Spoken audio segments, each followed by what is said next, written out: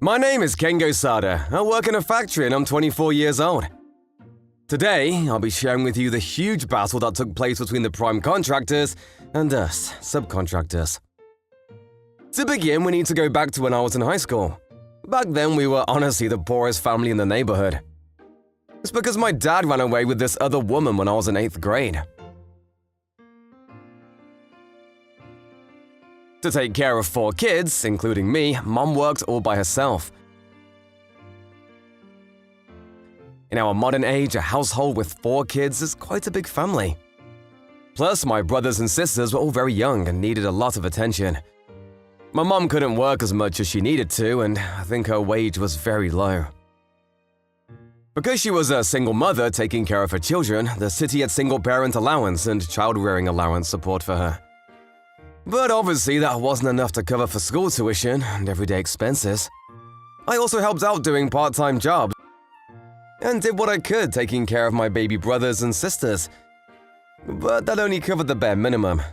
I thought about it a lot, but I decided not to move on to university. I'm sorry.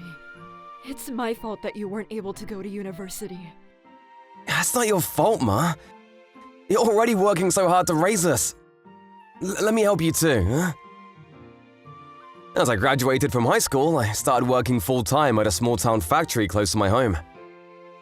This factory's main line focused on metal processing, and we took orders and requests to make electronic products and medical equipment.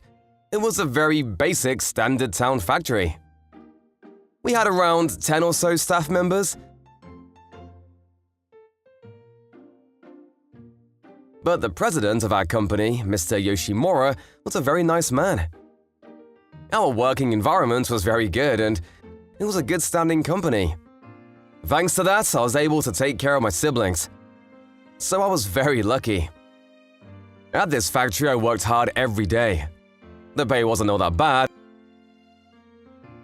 Our lives became much better. All in all, I think our lives were heading in the right direction. 2 years have passed since I began working here, and now I was 20 years old. At this time, a certain event was creeping towards me. You guessed it, the coming-of-age ceremony. I knew it would be an event where I could reunite with my old classmates from my hometown middle school, but I didn't plan to attend. Since my family was poor, I never attended the school field trip, so I don't have any special memories from school. Plus, I was already busy with work, so I thought I had no point in going.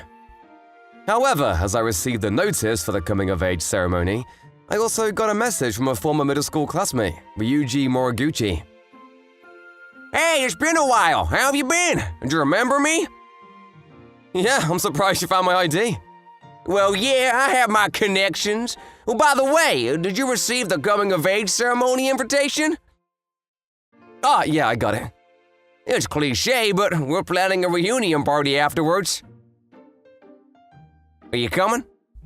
"Nah, I think I'll pass." I figured you would say that. You're too poor for these events. I'm sure you can't rent out traditional formal wear for these events, let alone buy a new suit. That's not quite it. Oh, I got it. I heard a rumor that you started working right after graduating from high school. I can't imagine if you don't want to show up, it's because you're leading such a sad life. Man, now I feel bad for inviting you. I had a bad feeling when I saw his name pop up, and my instincts were right. This dude, Ryuji Moriguchi, was the type to take advantage of his position as the son of a president. His dad was pretty successful, so he never had any money problems. That itself never bugged me, but he would use my family situation as a perfect excuse to bully me as a kid. Your uniform is tiny on you. I bet you're so poor you can't even buy a new pair.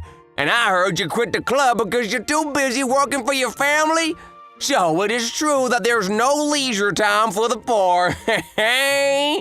He kept pestering me about my poor background, so I have zero nice memories from middle school. When I was absent for the school field trip, that was another easy target for him. One of the reasons I wanted to be absent for this coming-of-age ceremony was because I didn't want to bump into Moriguchi. But if I really backed out from this reunion, It felt like I was running away from Moriguchi, and I didn't like that. I was still a kid, being picked to fight and jumping to that opportunity.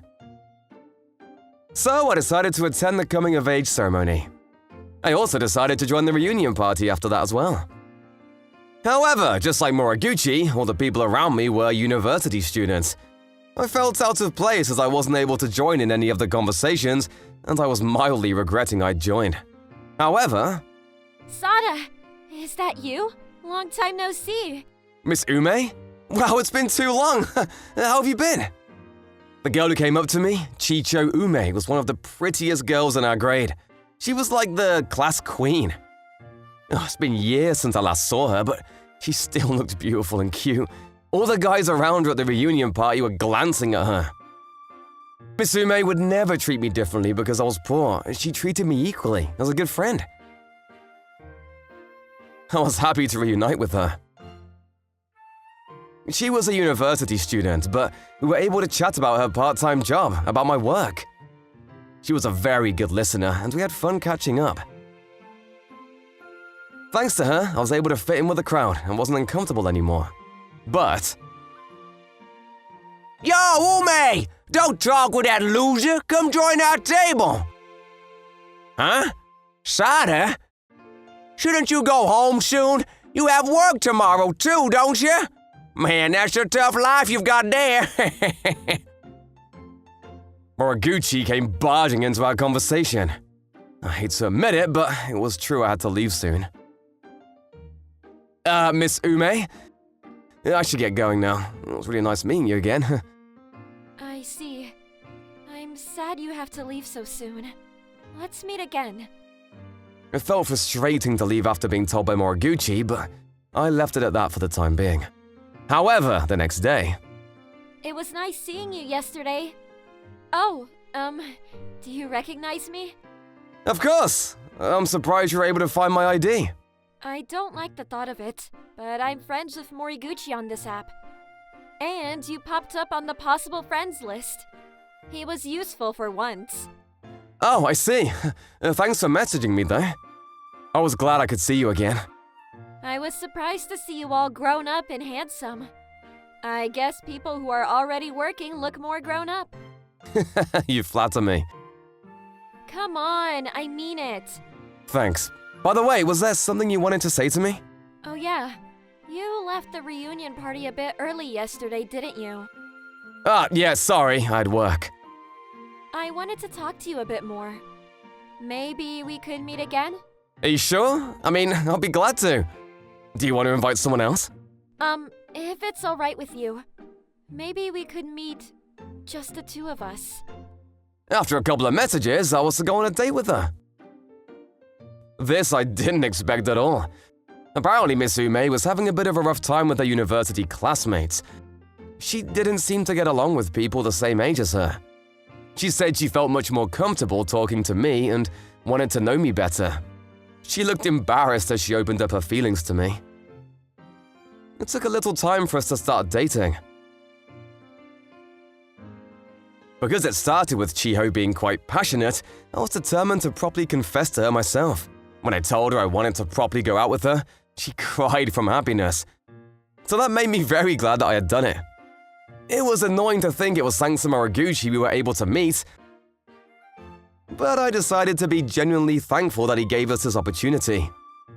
4 years passed.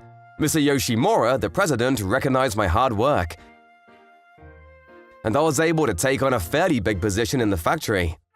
However, as I was working, another miraculous re-encounter happened. Mr. Yoshimura had introduced me to someone new. Here's a new employee sent from MoniRobo Electronics. Let me introduce you. He's our new staff in charge from MoniRobo, Mr. Moriguchi. The man I was introduced to was none other than Ryuji Moriguchi.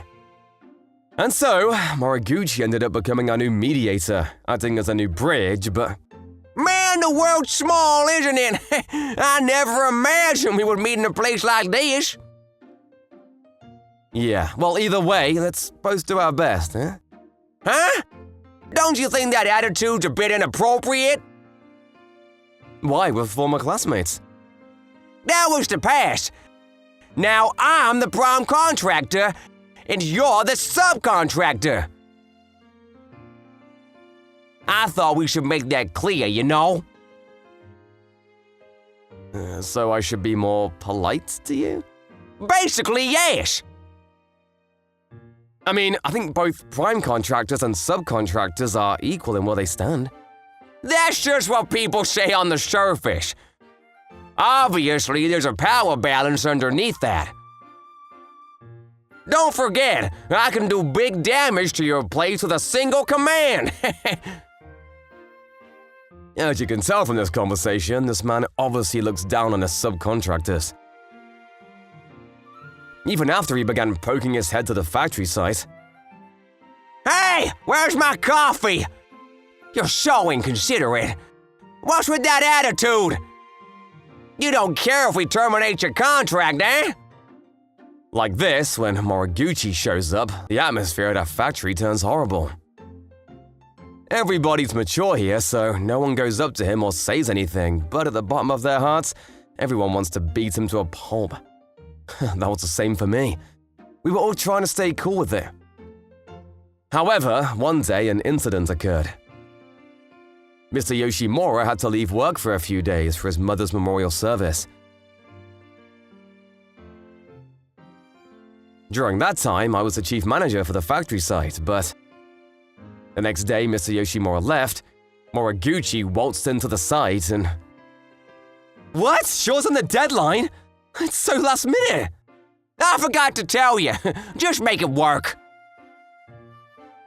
He notified us that our deadline had changed. That, in and of itself, isn't a rare thing at all, but a deadline change from a week to 3 days? We strongly insisted that wasn't possible, but… Shut it! Subcontractors should just do as they're told. Stay behind if you have to. Don't leave until you've met the deadline.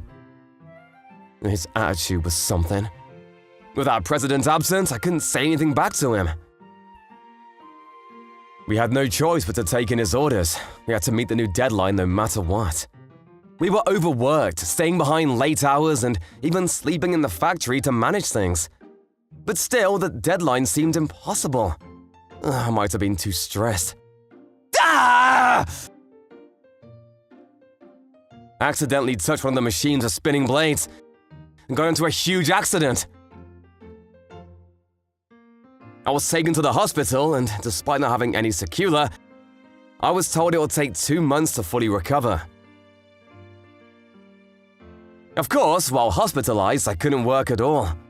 I did the worst possible thing at the worst possible time.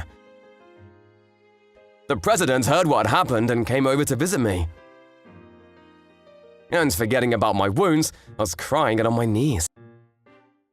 I'm so sorry! We haven't met the deadline and I got into this accident. I feel so bad and so miserable. I was crying in front of the president. However, Mr. Yoshimura said, I've heard what's going on. I'm sorry too. I didn't know this would put so much strain on you. And you got into this accident. I'm so sorry. I'll take all the responsibility for this. You done nothing wrong. Rest up,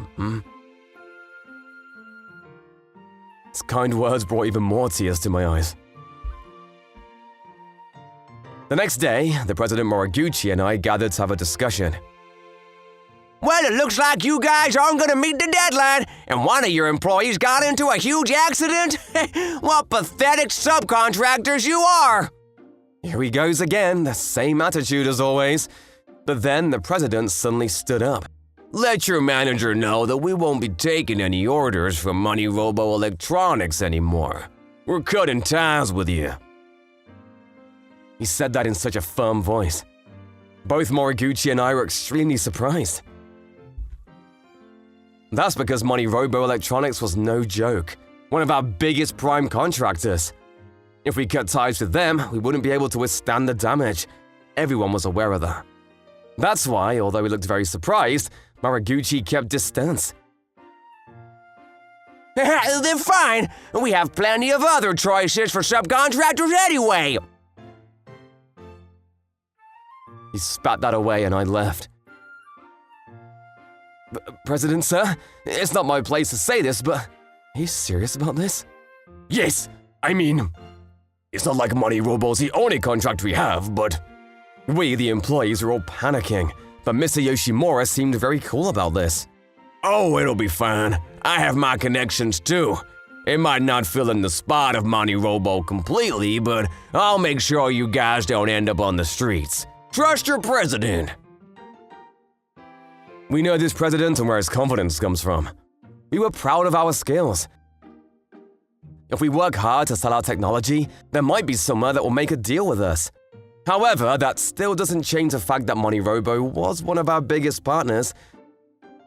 Losing that would be a huge blow to our company. This whole problem was my fault to some extent. I made up my mind and called a certain person. Hello? It's me. It's the deal I talked about before. Can you tell them I'll take the job? A few months later. Please, excuse my stupid son's ruinous behavior. Please, anything but cutting the contract. I'm very sorry. Moriguchi had brought his father along and apologized, knees to the ground. Why did this happen? The person I called that day was Chiho, my girlfriend. We were actually engaged by this point, but when we went to her parents' place, Chiho's father gave me a condition. If I wanted to marry Chiho, I would have to become the heir to her father's company. Actually, Chiho's father was the president of MoniRobo's electronics' biggest rival company, Rookie Electronics. I had a miserable educational background, but he acknowledged my skills and hard-working attitude, and saw how I took care of my family this whole time. If you decide to become my successor, I'll teach you everything you have to know. You'll have to convince every single employee, staff, and the higher-ups to do this. It'll be a bumpy road. Will you still do this? I planned to stay where I was and work hard there. I never imagined myself working at such a big company. However, after causing so much trouble to a company that was so kind to me, if there was anything I could do to help, I wanted to do it.